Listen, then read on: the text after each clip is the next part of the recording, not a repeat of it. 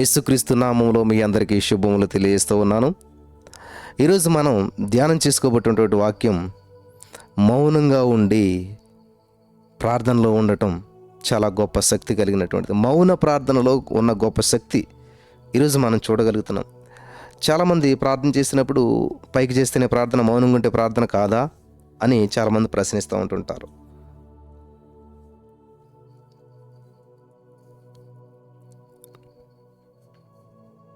దేవుని ప్రసన్నతను గ్రహించి ఆయన సన్నిధిలో మౌనంగా కనిపెట్టుట, అది కూడా ప్రార్థన అన్నమాట. మౌన ప్రార్థన. బైబిల్ గ్రంథంలో మనం చదివినట్లయితే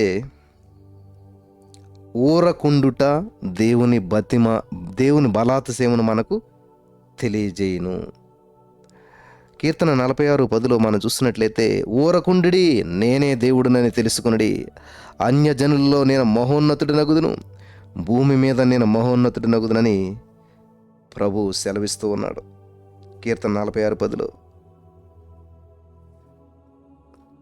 గమనించాలి ప్రియులారా, దేవుడు మన జీవితంలో చేసే ప్రతి అద్భుతాన్ని బట్టి, ఆశ్చర్యమైన కార్యాన్ని బట్టి గొప్ప గొప్ప నిర్ణయాలు మనం తీసుకోవాలి.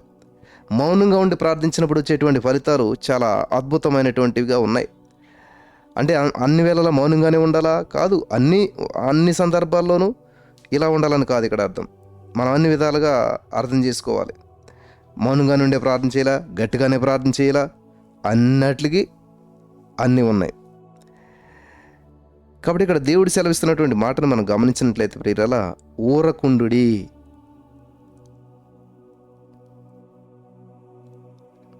నేనే దేవుడినని తెలుసుకుని అన్యజనులలో నేను మహోన్నతుడి నగుదును, భూమి మీద నేను మహోన్నతుడి నగుదునను అని ప్రభు సెలవిస్తున్నాడు. కీర్తన 46:10. యెహోవా తన పరిశుద్ధాలయంలో ఉన్నాడు, ఆయన సన్నిధి లోకమంతటా కూడా మౌనంగా ఉన్నారు. ఆయన సన్నిధిలో లోకమంతా కూడా మౌనంగా ఉన్నది. హబక్కూకు 2:20. మౌనంగా ప్రార్థించినప్పుడు మన హృదయము యేసుక్రీస్తుతో కూడా సన్నిహితంగా సంభాషించగలుగుతుంది.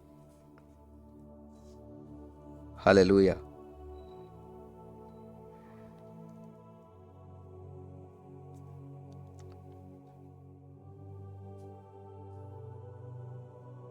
వింటున్నారా? యెహోవా తన పరిశుద్ధాలయంలో ఉన్నాడు, ఆయన సన్నిధి లోకమంతా మౌనంగా ఉండును గాక. హబక్కూకు 2:20 చెప్తున్నాడు ఆయన. మౌనంగా ప్రార్థించినప్పుడు మన హృదయం యేసుక్రీస్తుతో కూడా సన్నిహితంగా సంభాషించగలుగుతుంది. ఆత్మస్వరూపైనటువంటి దేవుడు మన పక్షాన విజ్ఞాపన చేస్తూ ఉన్నాడు. ఆయన విజ్ఞాపన చేయడానికి సులభంగా గ్రహించగలుగుతాం. మోకరించి కళ్ళు మూసుకొని ప్రార్థించడం మంచిది.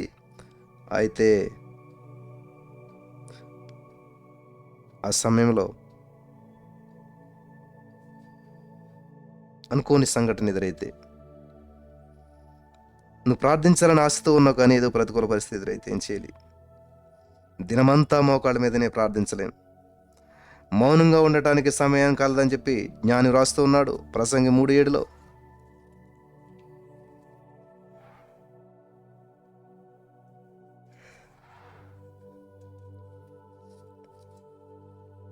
జార్జ్ విట్ఫీల్డ్ అనేటువంటి భక్తుని సేవలో ప్రభు ఆత్మ ద్వారా గొప్ప సూచక్రియలు జరిగించాడు. ఆయన తన సేవ అనంతరం కూడా దేవుని సన్నిధిలో మౌనంగా ఉండేటువంటి వాడు, మౌనంగా పడి ఉండేటువంటి వాడు.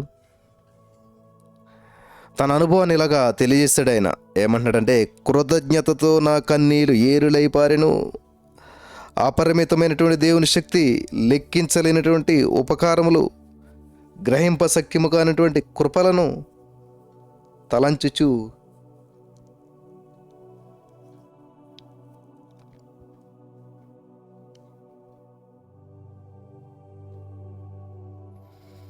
వింటున్నారా?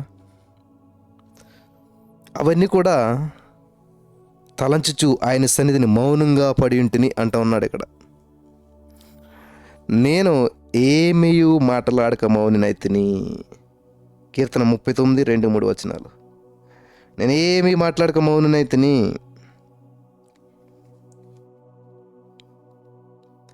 క్షేమమును గూర్చైనను పలుకగా నేను మౌనంగా ఉంటిని. అయినను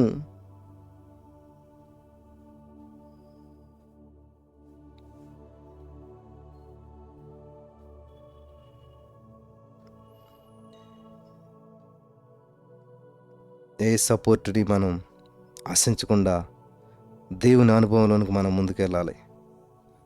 ఇది దేవుని అనుభవం. మనం ధ్యానిస్తూ ఉండగా మంటలు పుట్టెను. అప్పుడు నేను ఈ మాట నోరూరా వెళ్తున్నప్పుడు యెహోషువకు వచ్చి,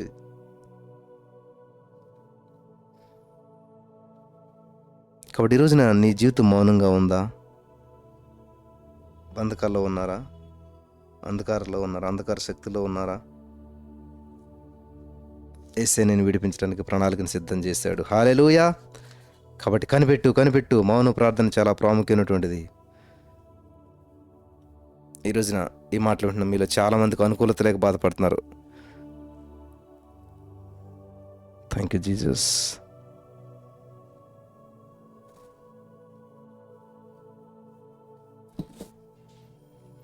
స్తోత్రం దేవా సర్వోన్నతుడా. విత్తబడిన వాక్యం వ్యర్థం కాకుండా మౌన ప్రార్థనలో ఉన్న శక్తి, గొప్ప శక్తి, ఎన్నో అద్భుత ఆశ్చర్యకార్యాలను చేసావు. అది గ్రహించిన కృప చూపించమని యేసు నామములో ప్రార్థించి పొందుకున్నాం తండ్రి.